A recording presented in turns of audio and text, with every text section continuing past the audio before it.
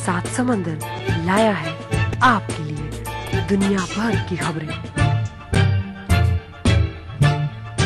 इस हफ्ते सात समंदर की सबसे बड़ी खबरें हैं।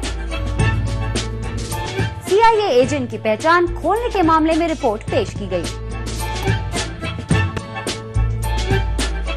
इराक में नया संविधान पारित हुआ। ऑयल फॉर फूड प्रोग्राम में धांधली के लिए 2000 से ज्यादा कंपनियों को दोषी बताया गया।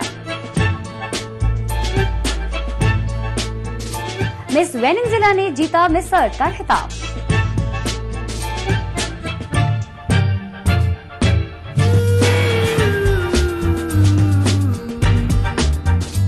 इन खबरों पर हम लौटेंगे, लेकिन सबसे पहले एक नजर उन खबरों पर जो इस हफ्ते सात समंदर की बड़ी खबरें नहीं बन पाईं। मशहूर गायिका जेनेट जैक्सन के देवर ने बताया है कि उनकी एक बेटी है जिसके बारे में किसी को भी नहीं पता है। उनका कहना है कि 1984 में जेनेट की शादी जेम्स डे बर्ड से हुई थी। अब ये लड़की 18 साल की है और उनकी बड़ी बहन के साथ रह रही है।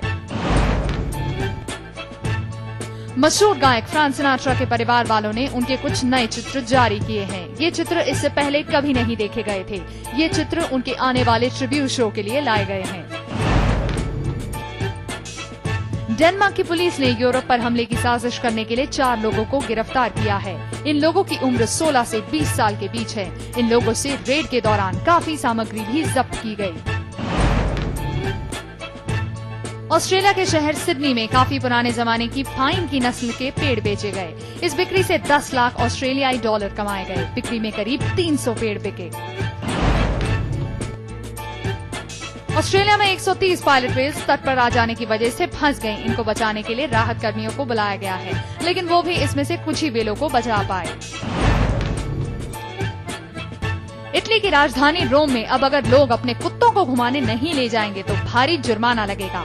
ऐसे पशुओं में न सिर्फ कुत्ते बल्कि बिल्ली, मछली और दूसरे रेंगने वाले जानवर भी शामिल हैं। ये कानून जानवरों के अधिकारों की रक्षा करने वाली संस्थाओं के कहने पर बनाया गया है। इक्वाडोर में एक ज्वालामुखी के फूट जाने से आसपास के इलाके के जनजीवन को खतरा हो गया है। ये भूकंप यूनेस्को द्वारा एक वर्ल्ड हेरिटेज साइट बनाए गए इलाके में फूटा है। इस इलाके में दुर्लभ प्रजाति के गालापागोस कछुए मिलते हैं। नॉर्वे के राजा हेरल्ड पंचम और महारानी सोंजा आधिकारिक यात्रा पर ब्रिटेन पहुंचे। इस यात्रा के दौरान उनके साथ देश के युवराज हाकोन और राजकुमारी मैट्री भी हैं। इस यात्रा के दौरान प्रिंस चार्ल्स की पत्नी कैमिला ने पहला आधिकारिक भोज भी दिया। अमेरिका में एक CIA की एजेंट की पहचान मीडिया को बताने के मामले में जांच कर रही कमेटी ने अपनी रिपोर्ट दे दी है। ये कमेटी 2 साल से इस मामले की जांच कर रही थी। इसी सिलसिले में कमेटी के प्रमुख पैट्रिक फिट्जगेराल्ड ने राष्ट्रपति बुश और उपराष्ट्रपति डिक चेनी से भी पूछताछ की थी। CIA की एक एजेंट का नाम मीडिया को बताए जाने का मामला सामने आया है। इसमें अमेरिका के उपराष्ट्रपति डिक चेनी के chief of staff Lewis Libby को दोषी पाया गया है। इस मामले की जांच कर रही कमेटी के अध्यक्ष पैट्रिक फिट्जगेराल्ड ने अपनी रिपोर्ट पेश की है। इसमें लिबी को 5 आरोपों में दोषी पाया गया है। इसमें न्याय को रोकने और ज्यूरी के सामने गलत बयान देने के मामले भी शामिल हैं। At the end of the day, what appears is that Mr. Libby's story that he was at the tail end of a chain of phone calls, passing on from one reporter what he heard from another, was not true. It was false.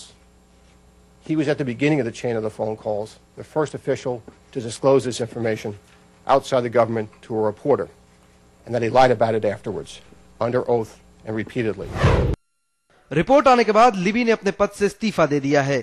इसी case में राष्ट्रपति Bush के सलाहकार Karl row का भी नाम सामने आया था, लेकिन उन पर कोई आरोप नहीं लगाया गया। रोव पर अब भी जांच जारी है। 2003 में हुए इस कांड में CIA की एक महिला जासूस वैलेरी प्लेम का नाम मीडिया के सामने खोल दिया गया था। प्लेम के पति एक राजनयिक थे जिन्होंने सद्दाम हुसैन के परमाणु सामग्री की खरीद की जांच की थी। उन्होंने इराक युद्ध की निंदा भी की थी। इसी हफ्ते इराक में मरने वाले अमेरिकी सैनिकों की संख्या 2000 पार कर चुकी है। इसी के साथ अमेरिकी राष्ट्रपति की लोकप्रियता अब तक सबसे कम आंकी गई है। In our system, each individual is presumed innocent and entitled to due process and a fair trial. While we're all saddened by today's news, we remain wholly focused on the many issues and opportunities facing this country. I got a job to do, and so do the people who work in the White House. इसी हफ्ते में राष्ट्रपति Bush के लिए दूसरा बड़ा झटका है। साथ ही उन्होंने अमेरिकी सुप्रीम कोर्ट में एक पद भरने के लिए जज हैरियट मायर्स का नाम सुझाया था, लेकिन मायर्स के नाम पर भारी विरोध के बाद उनको इस पद की रेस से बाहर निकलना पड़ा था।